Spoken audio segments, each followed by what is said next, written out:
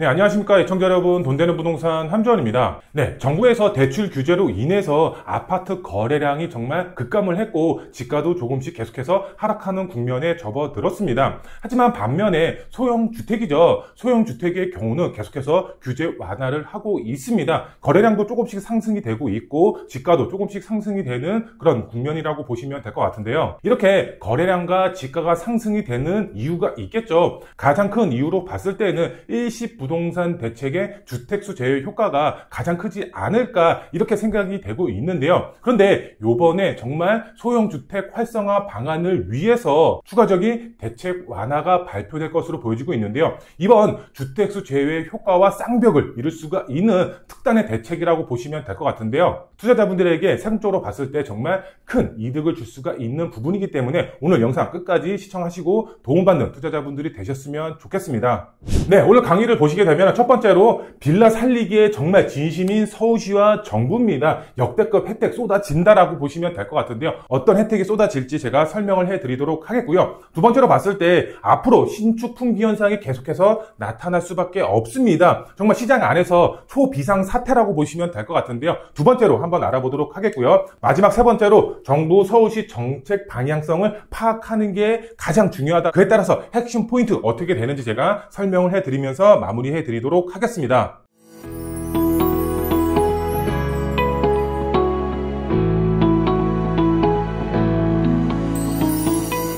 네, 첫 번째로 빌라 살리기에 진심인 정부입니다. 역대급 혜택 쏟아진다라고 보시면 될 것 같은데요. 우선 제가 그래프를 설명을 해드리도록 할 텐데요. 보시면은 서울시 아파트 다세대 매매 가격 지수 이렇게 나와 있습니다. 빨간색이 이제 아파트라고 보시면 될 것 같고, 그 다음에 초록색이 다세대 주택이다라고 보시면 되겠습니다. 올해 초부터 이제 8월 달까지의 그래프라고 보시면 될 것 같은데요.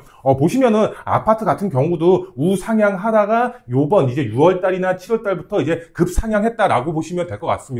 그만큼 가격 자체가 정말 큰 폭으로 상승이 된 것을 보실 수가 있겠죠. 근데 이 빌라의 같은 경우는 전세 사기 여파로 인해서 인식 자체가 정말 최악이었다라고 보시면 될 것 같은데, 근데 정부에서 빌라 살리기에 돌입을 했고 규제 완화책을 거의 분기마다 내놓고 있는데요. 그로 인해서 조금씩 살아나고 있는 그런 상태다라고 보시면 되겠습니다. 그런데 요번에 이제 아파트 같은 경우는 어떻게 됐죠? 바로 아파트 같은 경우는 대출 규제가 시작이 됐습니다. 스트레스 DSR 2단계가 본격적으로 시작이 됐고, 이제 마지막으로 3단계도 이제 남아있죠. 그리고 가상금리도 계속해서 상승이 되고 있습니다. 요즘 뉴스 기사를 보게 되면은 아파트 거래량이 정말 크게 줄어들었고, 지가도 정말 하락기에 접어들었다. 이런 뉴스 기사들을 많이 이제 접하셨을 겁니다. 그런데 반면에 소형주택, 빌라의 경우는 어떻죠? 지금 비아파트죠. 비아파트 같은 경우는 이 대출 규제에서 어느 정도 자유롭죠. 그렇죠? 대출을 받고 투자를 하는 것이 아니라 갭으로 접근을 하시는 거죠. 그렇죠? 임차인을 맞추고 레버리지를 활용해서 내 투자 금액은 줄이는 이런 갭 투자로 접근을 하기 때문에 대출 규제에서 어느 정도 자유롭고, 그 다음에 앞서서 말씀을 드렸지만 분기별로 규제 완화책이 계속해서 나오면서 이런 소형주택, 빌라의 거래량이 조금씩 증가가 되고 있고, 그 다음에 지가도 계속해서 상승이 되고 있습니다.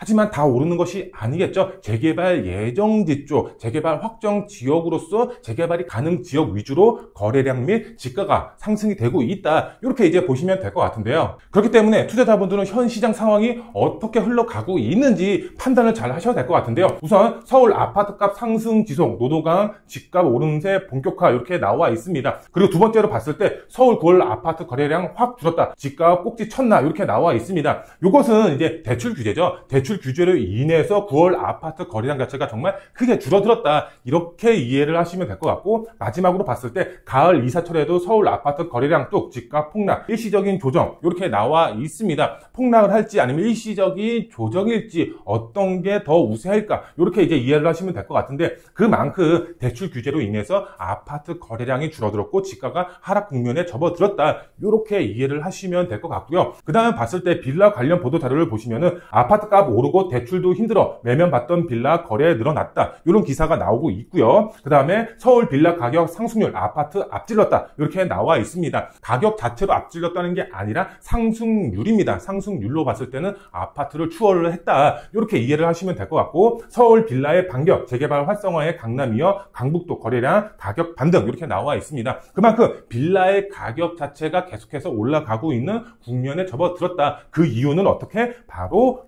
분기별로 쏟아지고 있는 규제 완화책으로 인해서 가격이 조금씩 상승이 되고 있다. 이렇게 이해를 하시면 될 것 같은데요. 그런데 여기에 추가적으로 정부의 규제 완화책이 또 발표가 될 것으로 보여지고 있습니다. 주택수 제외 효과와 정말 쌍벽을 이룰 수가 있는 그런 규제 완화책이라고 보시면 될 것 같은데요. 제가 마지막에 핵심 포인트에서 어떤 완화책이 나올지 제가 정확하게 짚어드리도록 하겠고요. 우선 지금 대책 발표가 되면은 시장 안에서 어떻게 작용이 되고 있는지 한번 설명을 해드리면은 부정적으로 생각하시는 분들이 있고 또 그 다음에 긍정적으로 생각하시는 분들이 있습니다. 보시면은 부정적으로 생각하시는 분들의 경우는 정권이 교체가 되면은 이번 대책 소용이 없다, 바뀔 수가 있다, 정책 면에서 이렇게 생각하시는 분들이 대부분이고요. 그 다음에 혜택이 축소가 될 우려를 걱정을 하시는 거겠죠. 그리고 지가가 하락이 될 수도 있다, 이런 불안 요소를 생각하시는 분들이 대부분이다, 이렇게 생각하시면 될 것 같은데요. 하지만 긍정적인 분들의 경우는 투자 수익만 본다라고 생각을 하시면 되겠습니다. 우선 투자 실패하시는 분들이 정말 부정적으로 생각하시는 분들이 많이 있는데요. 보시면은 현재 126% 룰이죠. 공시지가 126% 룰로 인해서 보증보험에 들어야 되는 의무상 요것 때문에 부정적으로 생각하시는 분들, 아니면은 임대사업자로 인해서 고생하시는 분들, 여러 가지 이제 부정적인 요소가 있죠. 그만큼 지금 현 시점에서 고생하시고 있는 분들이 부정적으로 생각을 하고 있다. 반면에 긍정적으로 생각하시는 분들의 경우는 투자에 성공하신 분들이겠죠. 그만큼 수익을 본 분들의 경우는 대책이 발표가 된다라고 하면은 그 안에서 내가 어떻게 하면 투자 수익을 볼 수가 있는가만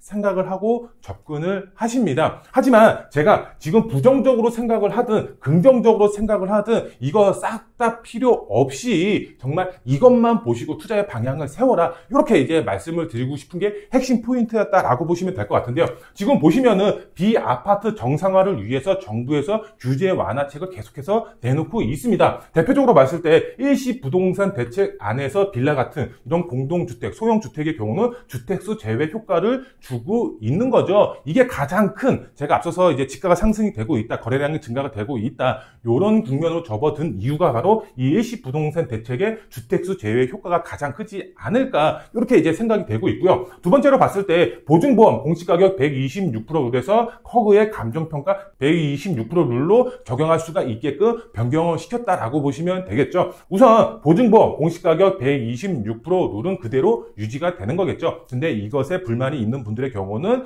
허그에다가 감정평가 126% 룰로 신청을 할 수가 있는 거겠죠. 시장 안에서 제가 봤을 때 역전세를 맞았다, 그러면 공시지가에서 감정평가로 바뀔 확률이 굉장히 높다라는 내용으로 해서 제가 전에 영상을 업로드를 해드렸습니다. 그 영상을 참조하시면 도움이 되실 것 같고요.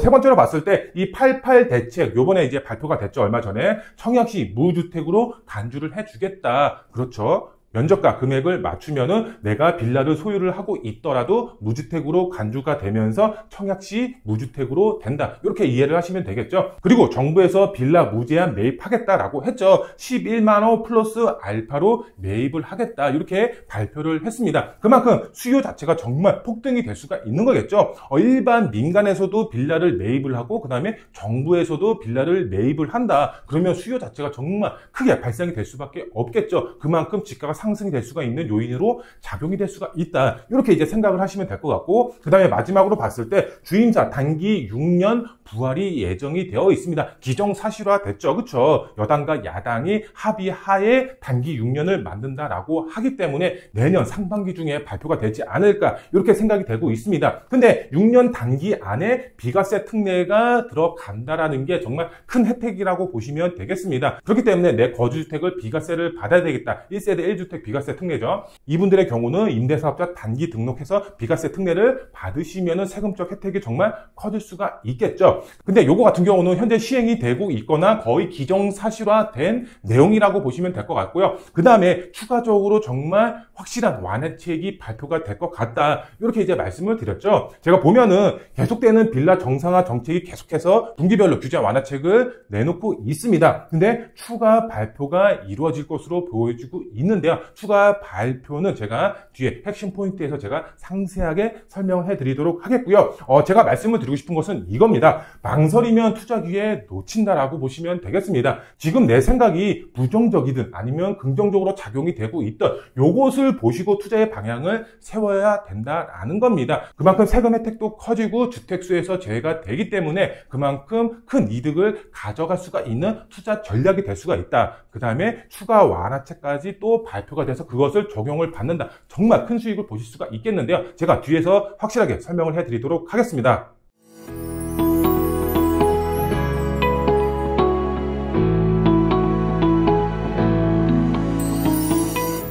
네, 두 번째로 봤을 때 이제 신축 품귀 초비상 사태라고 보시면 될 것 같은데요. 제가 말씀을 드리고 싶은 거는 핵심 포인트는 요겁니다. 신축 품귀. 앞으로 서울시의 신축 품귀 현상이 일어날 수밖에 없다. 이렇게 생각을 하고 접근을 하셔야 된다라고 보시면 될 것 같은데요. 우선 서울시 입주 물량을 한번 보게 되면은 적정 수요, 빨간색으로 점선이 되어 있죠. 46,000 가구가 1년에 신축으로 공급이 돼야 됩니다. 그런데 2025년도까지는 적정 수요보다는 조금 못 미치지만 어느 정도는 공급 물량이 있는 상태입니다. 그런데 26년에서 27년에 보면은 공급 물량이 어떻죠? 정말 급감을 합니다. 거의 정말 1000몇 세대밖에 없는 물량이 공급이 된다. 이렇게 보시면 될 것 같고요. 그 다음에 28년도 보면 어떻죠? 공급 물량이 제로입니다. 빵입니다. 빵. 아예 없다라고 보시면 되겠습니다. 제가 앞서서 뭐라 그랬죠? 신축 품귀 현상이 일어난다. 초비상 사태다. 이렇게 말씀을 드렸죠. 정말 초비상 사태라고 보시면 되겠습니다. 그만큼 공급 물량이 없기 때문에 신축에 대한 선호도 현상이 계속해서 앞으로 나타날 수밖에 없다. 이렇게 보시면 되겠습니다. 시장 안에서 이런 말도 있죠. 얼죽신, 얼어 죽어도 신축, 이런 말이 있습니다. 그만큼 신축 선호도 현상 계속해서 나타날 수밖에 없다. 신축 품귀 현상 나타난다. 그리고 그 다음 보시면은 서울시 다세대주택 인허가 실적 이렇게 나와 있죠. 그쵸? 인허가 실적을 보게 되면은 2015년도부터 2024년도까지의 인허가 실적이 나와 있습니다. 보시면은 인허가 실적이 어떻죠? 계속해서 하향세에 접어들었다가 2021년에서 2022년도로 접어들었을 때 물량이 정말 인허가 물량이 급감을 합니다. 근데 23년도에 정말 반의 반토막이 나고 24년도 올해에는 정말 급감을 했다. 이렇게 이제 보시면 되겠습니다. 그만큼 인허가 물량이 없다. 인허가가 나와야지 착공에 들어가고 착공에 들어가야지만 공급이 되는 겁니다. 인허가 자체가 없기 때문에 공급 물량이 정말 급감한다라고 보시면 될 것 같은데요. 근데 여기서 중요한 것은 이겁니다. 아파트 공급 물량, 서울시 기준으로 20년 만에 찾아온 역대급 공급 부족 현상이다라고 보시면 될 것 같고, 그 다음에 다세대 주택 같은 경우는 이렇게 인허가 실적도 적은데 근데 여기에 또 공급이 부족하기 때문에 재개발을 또 해서 공급 물량을 늘려가야 되기 때문에 이 재개발을 하게 되면 또 어떻게 되죠? 바로 이 다세대 주택, 다가구주택, 단독주택을 허물어야 되겠죠. 그만큼 인허가도 줄어드는데 기존에 있던 다세대 주택까지도 없어지는 겁니다. 멸실이 되는 겁니다. 공급 물량은 더 줄어들 수밖에 없는 그런 상황이 앞으로 왔다. 이렇게 이해를 하시면 되겠습니다. 그만큼 정말 아파트도 그렇고 이런 다세대 주택도 그렇고 신축 품귀 현상이 계속해서 나타날 수밖에 없는 그런 상황이다라고 보시면 되겠는데요. 보시면은 정말 제가 봤을 때는 역대급 기회라고 보시면 되겠습니다. 투자를 생각을 하시던 아니면 실거주로 집을 알아보시는 분들의 경우는 요번에 무조건 잡아야 된다. 이렇게 이제 설명을 드릴 수가 있겠는데요. 우선 어떻게 잡아야 되냐? 고액이 있고 소액이 있습니다. 각자의 사정이 다 틀리겠죠. 자금이 조금 여유로우신 분들이 있고 자금이 조금 부족하신 분들, 소액으로 접근하셔야 되는 분들이 있겠죠. 근데 이 고액으로 접근하시는 분들의 경우는 어떻게 접근을 해야 될까요? 바로 아파트에 접근을 하시면 되는 거겠죠. 보통 실거주로 집을 알아보시는 분들, 이런 분들의 경우는 아파트로 접근을 하시고 그 다음에 소액의 경우는 당연히 빌라로 접근을 하시면 된다. 이렇게 보시면 되겠는데요. 아파트라고 말씀을 드렸죠. 지금 무주택자이신 분들의 경우는 청년분들의 경우는 빌라로 바로 접근을 해도 무방합니다. 왜? 이 빌라로 접근을 해도 주택수에서 제외가 되면서 청약하는데 전혀 문제가 없기 때문에. 그런데 나이가 조금 있으신 분들의 경우 나는 실거주로 가족 단위로 거주를 해야 된다. 이런 분들의 경우는 무조건 아파트 요번에 마련을 하셔야 됩니다. 왜? 공급이 없습니다. 신축 품귀 현상이 나타날 수밖에 없는 그런 상황입니다. 내가 무주택자 가족 단위로 구성이 되어 있다. 이런 분들의 경우는 요번에 무조건 아파트로 실거주로 무조건 접근해야 된다. 이렇게 설명을 드릴 수가 있겠습니다. 신축 품귀 현상 나타난다. 제가 분명히 말씀을 드렸고요. 그 다음에 우리가 투자의 방향을 세울 때 구축이 있고 신축이 있습니다. 빌라도 마찬가지고요. 이 구축과 신축, 투자의 방향을 어떻게 잡아야 되냐. 우선 아파트 구축의 경우는 재건축으로 접근을 하시면 되겠다. 재건축 같은 경우는 어느 정도 갭 투자로 접근을 가능하시겠죠. 그래서 고액이신 분들의 경우는 갭 투자로 아파트로 재건축에 접근하시면 좋은 투자처가 될 수가 있겠죠. 그렇죠? 그 다음에 신축의 경우는 실거주로 무조건 무주택자이신 분들은 무조건 알아보셔라. 이렇게 이제 설명을 드릴 수가 있겠고, 그 다음에 빌라의 경우, 이 구축의 경우는 주택임대 사업자를 활용을 하시면 된다. 이번에 단기 6년이 부활이 되면은 구축도 세제택을 보실 수가 있죠. 그 다음에 신축의 경우는 신축 분양 물건을 잡으셔라. 이렇게 이제 설명을 드릴 수가 있겠습니다.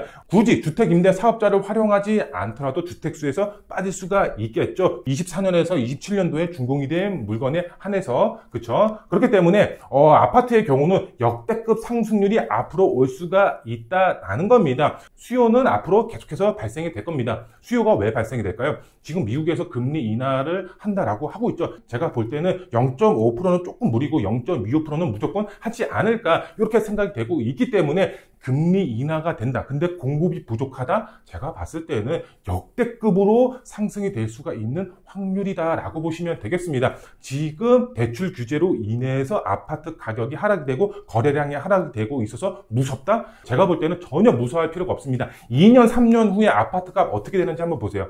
제가 볼 때는 정말 급등을 한다. 이렇게 이제 말씀을 드릴 수가 있겠고요. 그 다음에 이제 빌라 보시게 되면은 빌라 같은 경우는 주택수 제외 효과를 보시면서 투자의 방향을 세워라. 재개발 예정지 쪽으로 투자의 방향을 세워야 된다. 일반 외곽에 있는 그냥 주택, 빌라를 투자하시면 안 되고 재개발 예정지나 확정 지역에 들어가셔야지만 큰 수익을 보실 수가 있다. 이렇게 이제 설명을 해드릴 수가 있겠고요. 그 다음에 이 아파트의 경우 제가 볼 때는 눈치 싸움이 벌어질 수가 있습니다. 금리 인하와 맞물려서 25년도까지는 제가 봤을 때는 물량이 어느 정도가 있기 때문에 25년도까지는 눈치 싸움이 벌어질 것 같습니다. 강보합세라고 보시면 될 것 같은데요. 근데 26년부터는 공급 물량이 급감을 하죠. 그렇죠? 그렇기 때문에 25년도를 잘 지켜보셔야 된다. 시장 상황을 잘 눈여겨보신 다음에 25년도에 무조건 들어가셔야 된다. 이렇게 이제 설명을 드릴 수가 있겠고요. 그 다음에 빌라 같은 경우 지금 당장 들어가셔야 됩니다. 무조건 선점하셔야 된다라고 보시면 되겠습니다. 앞으로의 규제 완화책은 계속해서 나온다. 이렇게 이제 설명을 드릴 수가 있겠습니다. 네, 마지막으로 정부 서울시 정책 방향성을 파악을 해보고 핵심 포인트 어떻게 짚어야 되는지 제가 설명을 해드리면은 우선 정부를 보게 되면은 비아파트 살리기에 돌입을 했습니다. 정부의 정책 방향을 보더라도요. 정비사업 규제 완화도 계속해서 해 나가면서 어떻게 하고 있죠? 공급에 신경을 쓰고 있죠. 그렇죠? 그 다음에 비아파트 같은 경우는 서민의 주거 사다리 역할을 하고 있었습니다. 그런데 전세 사기 여파로 인해서 인식 자체가 정말 최악으로 치닫았기 때문에 규제 완화책으로 인해서 비아파트 살리기에 나섰다. 이렇게 이제 보시면 될 것 같고요. 그 다음에 정비사업 같은 경우는 규제 완화로 인해서 빨리빨리 좀 공급이 될 수가 있게끔 규제 완화책을 계속해서 내놓고 있다. 이렇게 이제 보시면 될 것 같고, 그 다음에 서울시를 보게 되면은 아파트 공급 부족으로 인한 신규 지정을 지금 엄청나게 하고 있죠. 재개발에 관심이 있으신 분들의 경우는 다들 아실 겁니다. 정말 서울 권역의 25개 자치구 안에서 신속통합 역세권 재개발 사업, 모아타운 아니면 그 전에 추진했던 재개발 사업, 뉴타운 사업들로 인해서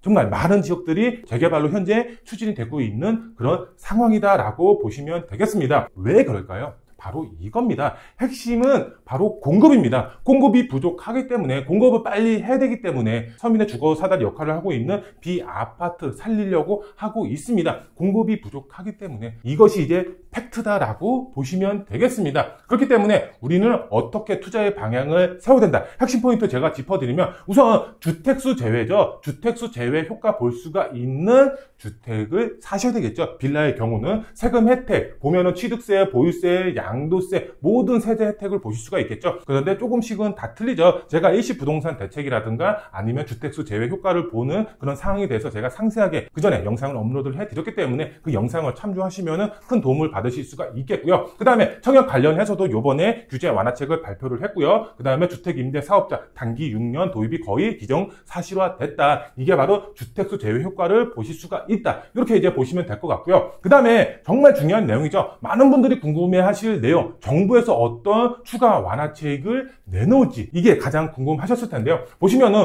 국토부에서 정책 세미나를 했습니다. 9월 26일 날 이제 정책 세미나를 가졌습니다. 많은 내용이 담겨 있었습니다. 그 중에서도 공급 활성화 방향에 대해서 많은 얘기가 오고 갔는데, 그 중에 핵심적인 내용 위주로만 투자자분들은 꼭 알고 계셔야 될 내용을 제가 여기에 이제 적어 왔는데요. 보시면은 이제 첫 번째로 봤을 때 주택수 제외를 지금 27년까지는 연장을 했죠. 근데 이것을 28년까지 연장을 하거나 아니면은 요 기간 안에 사면은 평생 주택수를 제외를 시켜주는 내용이 나왔습니다. 근데 평생은 조금 힘들 것 같고, 제가 볼 때는 28년까지는 추가 연장이 되지 않을까 이렇게 생각이 되고 있습니다. 그리고 여기서 추가적으로 이제 나온 게 뭐냐면은, 지금은 완공 시점이죠. 그렇죠? 24년에서 27년도에 완공이 된 주택을 등기를 쳤을 때 주택수가 제외되는 거죠. 그런데 만약에 27년 완공이 임박한 주택의 경우는 어떨까요? 27년 이전에 완공을 하기 위해서 어떻게 하겠죠? 건축주가 빨리 지으려고 하겠죠. 그렇죠? 빨리 지으면 어떻게 되겠죠? 부실 공사가 나타날 수도 있겠죠. 그렇죠? 빨리 지어야 되니까, 27년 안에 마무리를 지어야 되니까. 그렇기 때문에 지금 나온 얘기는 준공이 아니라 착공 시점에 맞춰서 주택수를 제외를 시켜줘야 된다. 이런 얘기가 나오고 있습니다. 추가적으로 이제 알고 계시면 좋을 것 같고요. 그리고 1주택자 비과세 특례를 도입을 하자, 이렇게 얘기가 나오고 있습니다. 주택임대사업자가 있는 분들이 이제 1세대 1주택 비과세 특례를 받으실 수가 있죠. 그런데 이게 아니라 주택임대사업자 없이도 1주택자분들 거주주택 비과세 특례를 받을 수가 있게끔 하자, 이렇게 얘기가 나오고 있습니다. 27년까지 주택을 산 주택 한에서 정말 파격적인 혜택이라고 보시면 되겠습니다. 지금 주택임대사업자로 인해서 고통을 받는 분들 상당히 많이 있습니다. 그쵸? 저 역시도 주임사로 인해서 고통을 받았습니다. 역전세도 당했고요. 근데 주택임대사업자 없이 1주택자 비과세 특례를 받을 수가 있게끔 지금 한다라고 하고 있기 때문에 정말 세금적으로 봤을 때 엄청난 특혜다. 12억까지 1주택 비과세를 받을 수가 있기 때문에. 그 다음에 세 번째로 봤을 때 기축주택도 구입시 주택수를 제외를 하자, 이런 얘기가 또 나오고 있습니다. 기축주택, 이제 기존 주택이죠. 그렇죠? 신축이 아닌 기존 구축주택을 구입을 했을 때 주택임대사업자를 등록을 하면은 주택수를 제외시켜주겠다 하고 있습니다. 주택임대사업자 등록하면. 근데 그게 아니라 주택임대사업자 없이도 이 기존 주택을 구입을 한다라고 하더라도 어떻게 주택수에서 제외를 시켜주자, 이렇게 얘기가 나오고 있는 겁니다. 신축과 구축의 경계를 왜 두냐? 두지 말고 기축도 신축도 다 같이 주택수 제외시켜주자, 이런 얘기가 나오고 있는 겁니다. 타당성이 있죠. 그렇죠? 그렇기 때문에 제가 봤을 때는 비아파트 시장 살리기 위해서는 요 내용이 추가 완화책이 거의 나올 확률이 굉장히 높다, 이렇게 이제 보시면 될 것 같고요. 그 다음에 재개발 활성화를 정부에서 계속해서 추진을 하고 있습니다. 그런데 재개발 활성화 방안으로 인해서 빌라의 양극화가 계속해서 발생이 될 수밖에 없을 것 같다, 이렇게 설명을 드릴 수가 있겠는데요. 수익성으로 봤을 때 정말 극명하다라고 보시면 되겠습니다. 재개발에 추진이 되는 구역과 재개발에 추진이 안 되는 구역의 매매가 상승률을 봤을 때 정말 거의 1억씩 차이가 난다라고 보시면 되겠습니다. 같은 A 구역이 있다라고 하면은 이 구역 안에서 이쪽 구역은 재개발이 추진이 되고 있고 이쪽 구역에서는 재개발이 추진이 안 되고 있습니다. 그러면 같은 구역이기 때문에 매매가는 거의 비슷해야 되는데 그게 아니라 이쪽은 재개발이 추진이 되고 있기 때문에 1억이 더 높습니다. 확정 지역도 아닌데 재개발 동의서만 걷고 있는데도 인력이 더 높습니다. 그만큼 재개발 추진 구역과 추진하지 않는 구역의 수익성은 정말 극명하다라고 보시면 되겠습니다. 그렇기 때문에 우리는 어떻게 해야 되겠죠? 재개발이 정말 가능한 지역에 투자의 방향을 세워야 된다. 무조건 재개발 활성화가 이루어질 수가 있는 그런 지역에 투자를 하는 것이 핵심 포인트다라고 보시면 되겠습니다. 재개발 구역과 재개발 아닌 구역이 정말 빌라의 양극화가 발생이 된다. 이렇게 이제 보시면 될 것 같고요. 그 다음에 아파트로 이제 조금 마지막으로 이제 설명을 해드리면 25년도까지 서울시 공급 물량은 걱정할 필요가 없습니다. 제가 앞서서 그래프 설명해 드렸죠. 이제 내년까지는 어느 정도는 공급 물량이 받쳐줍니다. 기준치보다는 조금 밋밋이지만 그렇지만 걱정은 없다라고 보시면 될 것 같은데요. 그런데 26년부터는 어떻죠? 공급이 심각한 수준으로 낮아진다라고 보시면 되겠습니다. 28년도에는 공급 물량이 제로입니다. 빵이라고 보시면 되겠습니다. 그만큼 금리 인하와 맞물리면 아파트 가격 어떻게 되겠죠? 폭등을 넘어서 정말 폭발할 수준으로 바뀐다라고 보시면 되겠습니다. 제가 앞서서 설명을 드렸지만 실거주로 집을 알아보시는 분들의 경우는 제가 봤을 때는 이때가 정말 기회다라고 보시면 되겠습니다. 집값 상승률 정말 제가 문재인 정부 때 서울시 기준으로 집값이 안 오른 지역이 없다라고 전에 방송에서 말씀을 드렸지만 지금 문재인 정부 그 이상으로 집값이 폭등이 될 수가 있는 그런 상황이 왔다라고 보시고 아파트 같은 경우는 갭으로 접근하시기보다는 실거주로 집을 알아보시는 분들의 경우는 이번에 정말 기회로 보시고 투자의 방향과 실거주로 접근을 하셔야 된다. 이렇게 이제 보시면 될 것 같고요. 근데 아파트로 갭으로 접근하시는 분들이 있습니다. 아파트로 갭으로 접근하는 방법 당연히 좋습니다. 그런데 너무 비쌉니다. 그쵸? 너무 비싸게 고액으로 아파트로 접근하기보다는 어쨌든 재개발 활성화 방향에 맞춰서 주택수 제외 효과와 여러 가지 세금 혜택을 볼 수가 있는 빌라 소액으로 접근하시는 게 더 큰 수익을 가져갈 수가 있다라고 보시면 되겠습니다. 아파트에 갭으로 5억, 10억 투자하는 것보다는 이 5억, 10억을 재개발 활성화 방향에 맞춰서 여러 가지 지역에 분산 투자를 한다라고 했을 때 아파트보다 제가 볼 때는 수익률로 봤을 때는 더 크게 가져가실 수가 있다. 이렇게 이제 설명을 해드릴 수가 있겠고요. 빌라에 투자에 관심이 있다. 근데 어떻게 투자해야 되는지 모르겠다. 세금 혜택 잘 모르겠다. 이런 분들의 경우는 저희 사무실 언제든지 전화 열려 있습니다. 전화 주셔서 상담 받으시면 저희가 친절하게 상담 도와드리도록 하겠습니다. 네, 오늘은 이제 빌라 규제 완화책에 대해서 시청자분들에게 설명을 해드렸습니다. 앞으로 정말 획기적인 규제 완화책이 나오면서 빌라가 조금 더 활성화될 것으로 보여지고 있기 때문에 투자를 생각하시는 분들의 경우는 이번에 확실한 투자처 잡으시는 그런 투자자분들이 되셨으면 좋겠고요. 조금 더 궁금한 사항이라든가 문의사항이 있으시면 저희 댓글로 남겨주시거나 아니면 전화 문의 주시면 저희가 확실하게 상담 도와드리면서 큰 수익을 보실 수가 있게끔 도와드리도록 하겠습니다. 오늘 영상 여기서 마무리해드리고요. 다음 영상에 더 알찬 정보로 찾아뵙도록 하겠습니다. 감사합니다.